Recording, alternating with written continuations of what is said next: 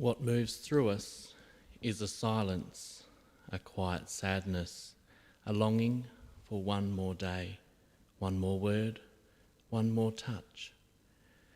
We may not understand why you left this earth so soon, or why you were taken from us before we were ready to say goodbye.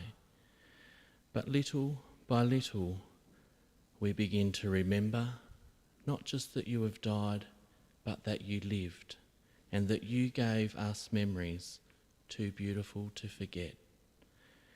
Today we farewell a friend, one that we have laughed with, one that we've cried with, one we've learned from and shared with, one who we are proud to have known.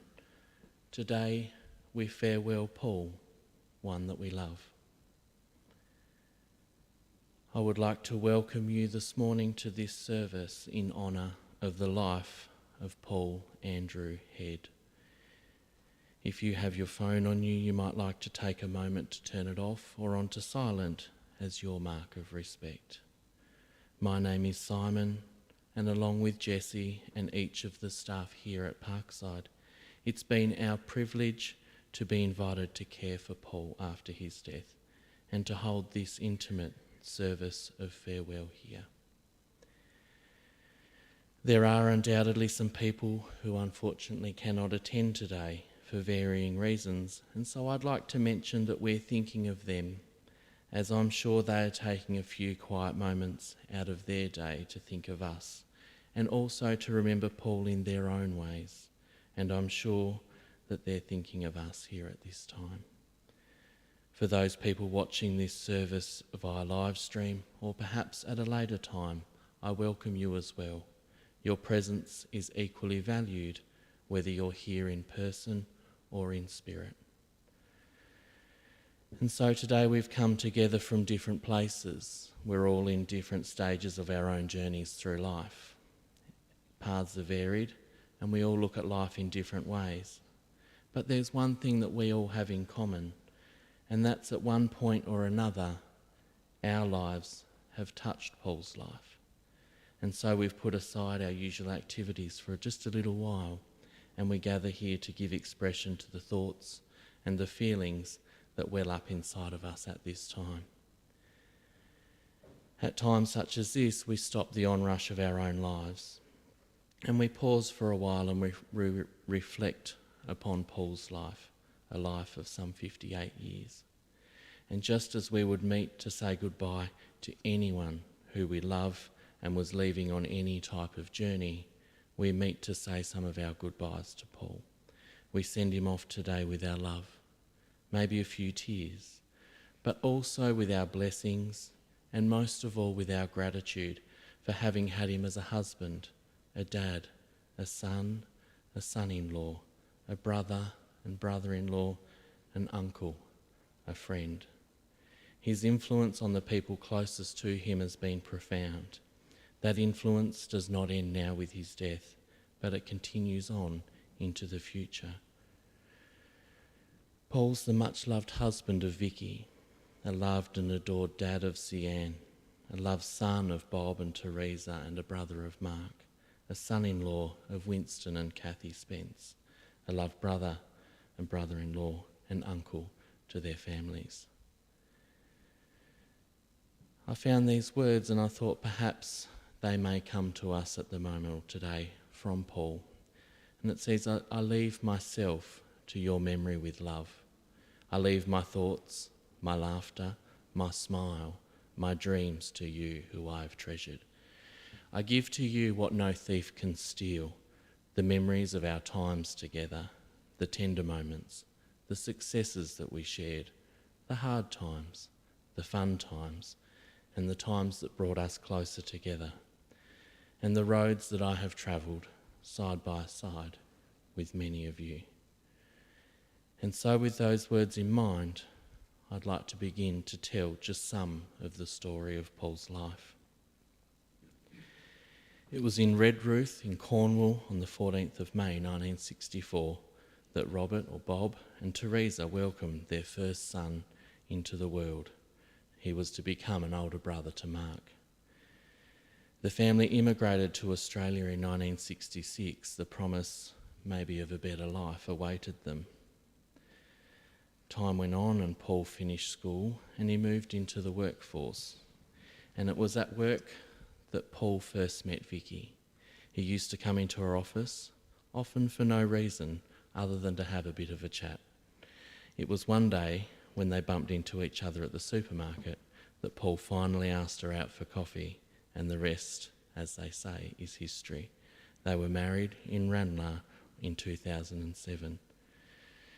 It was also in 2007 that Paul completed his family when daughter Sian was born. I'm pretty sure 2007 was a good year. Moving to Tassie saw Paul and Vicky start off their life with 10 acres at Pelverada, and then they moved to Blackmans Bay, and then about 2 years ago they ended up at the best end of the state, the northwest coast, settling here in Somerset, and then finally buying their own patch of paradise just up the road in Ridgeley. Sadly for Paul, he never did get back to his couple of acre block that he'd hoped to. Vicky would like me to share some words that she's written, and she writes, "My love, how do I contemplate life without you after 21 years together? The intense pain that I have in my heart is excruciating, knowing that I'm never going to see or touch you again. Our plans we had for our future are now shattered as you've been so cruelly taken away too soon. You've done it tough, so tough, over the last few months, and you fought so damn hard, but this fight, sadly, you could not win. I am beyond devastated. I look around and expect to see you walk into the room with that gorgeous smile of yours, or tease me about something, or to come and show me something that you've fixed or built. You would always tease me if I hurt myself, even just a little, and you'd say to me with that cheeky grin of yours, you'd never be a footballer. And I'd say back to you, I don't want to be a footballer.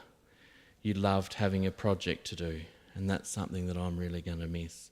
Looking out the kitchen window, watching you work away at something. Sure, we've had our ups and downs, but there is no other man that I would have chosen to do life with other than you. You were my safety net, my go-to person, my rock. As your dad has said to me a number of times, we had the glue. I take great comfort when only 3 weeks ago, after we got that terrible news, you told me that you'd had a great life, that you were so happy that you had me as your wife, and you told me that you loved me so much. Well, I was the lucky one, Paul, to be able to call you my husband, and there is no question of my love for you.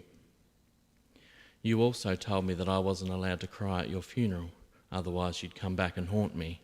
Then you laughed and said, it's okay, I won't haunt you, you can cry if you want to. As you know, I cry at the drop of a hat. You also told me that the only really sad thing in all of this is that you won't get to see Sian grow up or to see her start to drive. So then you went on to say that I needed to be strong and remain healthy so I can look after our little girl, and that we needed to go on and live our lives. So, my darling, my promise to you is I will do everything I can to make sure Sian lives her life to the fullest. And I promise I will try to fulfil the dreams that we had for our future together. I promise that we will laugh and smile again. And I promise that Sian and I will never stop loving you. And in time, we'll look back on our family memories together with happiness, not tears.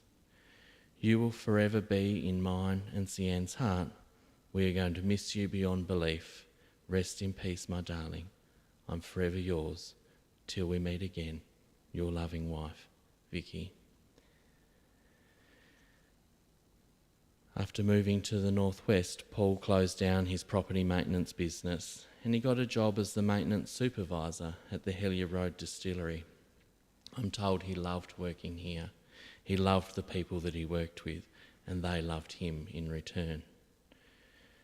Paul loved going on road trips, packing up the car. his girls and heading off. Strahan and the west coast, the Freycinet Peninsula and the east coast, and everywhere in between, as long as he didn't have to get on a plane. He loved bushwalking, exploring, but only in winter to avoid the snakes, and of course, an excuse for something to warm up the insides in the bar afterwards always went down a treat. Vicky's parents, Winston and Kathy Spence, have asked that I share this poem on their behalf, and it says, "Your life was cut far too short. The last few months you bravely fought to stay with the family you love so much. They'll miss your smile and your touch, your quirky jokes and how to fix, always thinking what is best. But now it's time to go to sleep, free from your pain, your soul to keep. It's time to let you go and depart, but forever you will be in our hearts. With lots of love and fond memories, rest in peace, Paul." And now, Bob, if you'd like to come forward and share your tribute.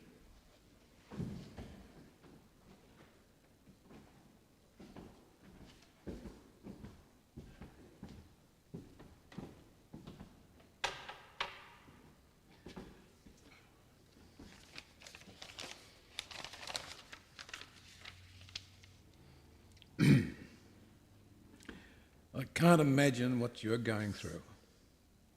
How often have you heard these words, said them, thought them, hoping it will never happen to you, us? Well, it can.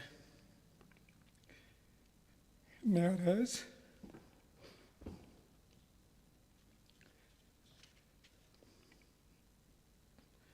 Despair drains you emotionally, physically. You can't function properly. And no longer have the ability to cope. It knocks you down so hard, you think you'll never get up. You hope you'll never get up. I once heard of a lady who outlived her 9 children. How is that possible? How can the heart survive that? Even as a child, it was obvious that Paul had a beautiful nature. I guess he got that from his mother. The way he looked after and protected his little brother, content to take second place, take the smaller piece of cake. He even adopted and tried to take his stepbrother under his wing. Paul saw only the good in people, always there to lend a hand and to show concern for those less fortunate. But none of us are perfect, and even when I lost my way, he helped me. He helped me to bring reason and sanity back into my life by his own examples. What joy later in life. He would say, "Hey Dad, I've won the lottery. I'm going to marry Vicky Spence." And later, "I won it again. Vic's going to have a baby. And again, it's a girl. We're going to call her Sian." The move to the northwest in Ridgely was the icing on the cake. New home, new school, new jobs. Time to stop wandering and become a company man. But then Paul's luck ran out, diagnosed with throat cancer. For months, Vicky cared, administered, nursed him tirelessly, often fatigued, fragile, run ragged, but making sure he was made as comfortable as possible. In those final weeks, while pumping all those drugs into him every 2 hours, night and day, and while in constant agony, he would say to me, "Don't worry, Dad, it's okay, it will be all right." Well, it ain't all right, mate. You've gone AWOL. The only thing in the void you have left is shattered dreams and broken hearts. I doubt mine will ever heal. I will love you forever, son.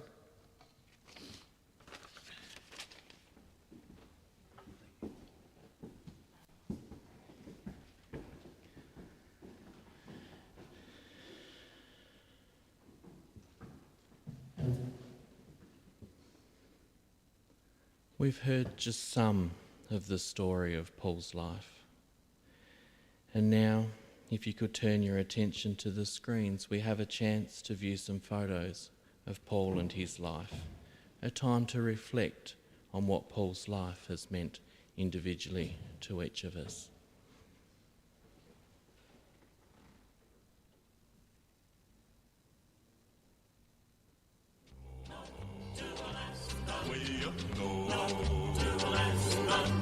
North to Alaska, go north to Russia's home. North to Alaska, go north to Russia's home. Big Sam left Seattle in the year of 92 with George Pratt, his partner, and brother Billy too. They crossed the Yukon River and found the Bonanza Gold below that old white mountain, just a little southeast of Nome. Sam crossed the majestic mountains to the valleys far below. He talked to his team of huskies as he mushed on through the snow, with the northern lights a-running wild in the land of the midnight sun. Yes, Sam McCord was a mighty man in the year of 1901, where the river is winding, big nuggets they're finding. North to Alaska, go north to Russia's home. Way up north, way up north. North to Alaska, go north to Russia's home. North to Alaska, go north to Russia's home. George turned to Sam with his gold in his hand. Said, Sam, you're looking at a lonely, lonely man. I'd trade all the gold that's buried in this land for one small band of gold to place on sweet little Jenny's hand. 'Cause a man needs a woman to love him all the time. Remember, Sam, a true love is so hard to find. I'd build for my Jenny a honeymoon home below that old white mountain, just a little southeast of Nome, where the river is winding, big nuggets they're finding. North to Alaska, go north to Russia's own. North to Alaska, go north to Russia's own. Way up north, way up north, way up north, way up north.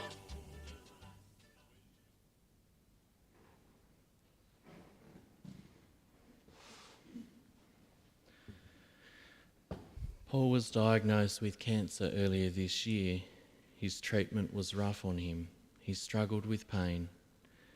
Paul's life came to its end last Monday, December 19, at the Mersey Hospital, Latrobe. I would like to offer a time of thanks, and firstly, I would like to thank Paul himself.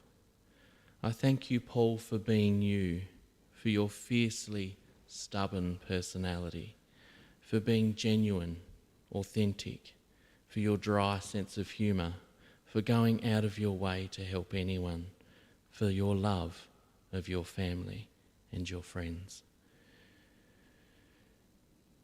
And I'd also like to thank you, Vicky and Sian and Bob, Paul's extended family and friends, and I'm sure this comes from Paul himself.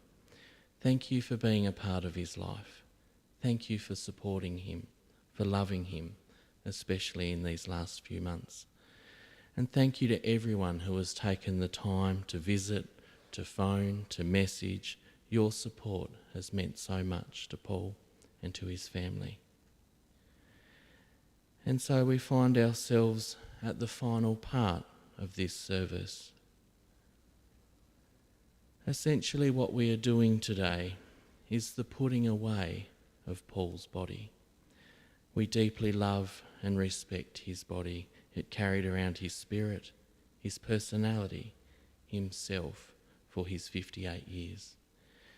But for now, the thing that drove his eyes, the thing that gave you his smile, his laugh, that you will never forget, the thing that made his body run and dance and sing and hike, the thing that knew you and let you know him, the thing that enlivened Paul's body, is gone.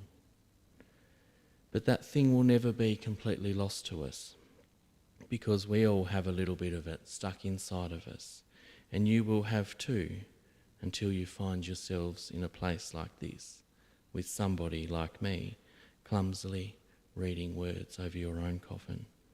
But until then, we won't forget Paul. We'll always think a bit like him. You'll act a bit like him.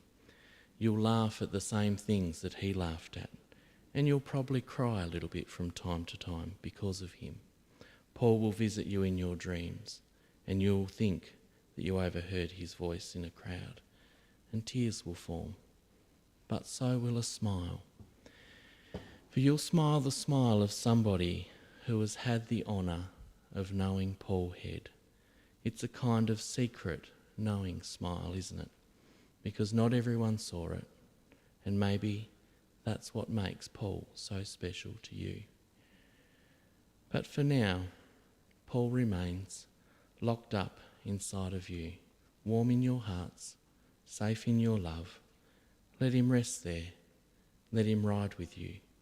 Take him away with you today and remember what moved you about him. Be stronger for Paul. Be better. Be kinder. So, Paul, we must say goodbye to your physical presence amongst us, and we must commit you. We commit you firstly to our hearts, to our minds, and to our memory. We commit to the telling of your stories so that others will know you. We commit to loving you from now until eternity, and we commit to supporting each other through our loss of you. And gently and tenderly, we commit you to be taken from this place, for your earthly form to be cremated, eventually to return to the earth, to the rivers and the streams, the sandy deserts and the cool damp forests, the windswept mountains and the warm tickling seas, all of the places we know that you have loved throughout your life will become your final resting place. And to close, I found these words. It says, "Do not judge a biography by its length, nor by the number of pages. Judge it by the richness of its contents. Sometimes those unfinished are amongst the most moving. Do not judge a song by its duration, nor by the number of notes. Judge it by the way it touches and lifts your soul. Sometimes those unfinished are among the most beautiful." And when something has enriched your life, and when its melody lingers on in your heart, is it unfinished or is it endless? As we leave our service here this morning, I would invite you to come forward if you want to. Spend some time with Paul. Say your own private, quiet goodbye to him in remembrance of the life and the love that you have shared together. Thank you.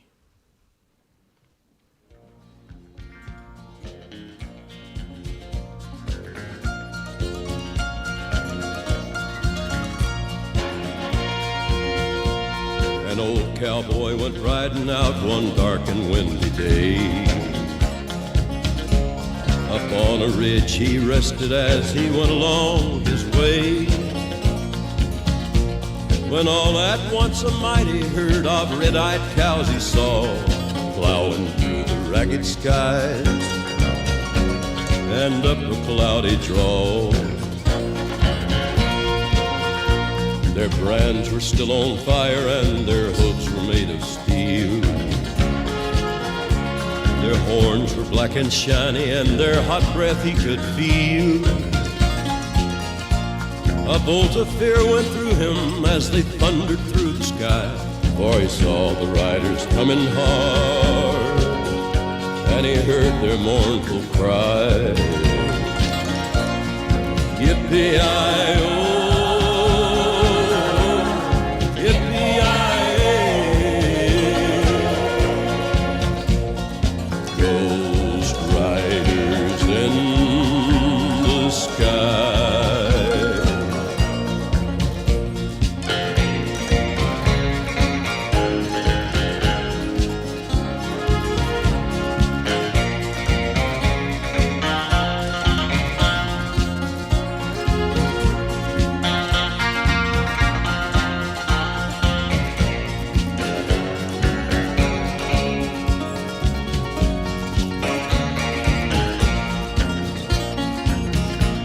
Their faces gaunt, their eyes are blurred, their shirts all soaked with sweat.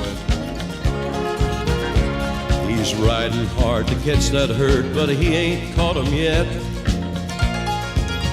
'Cause they've got to ride forever on that range up in the sky, on horses snorting fire.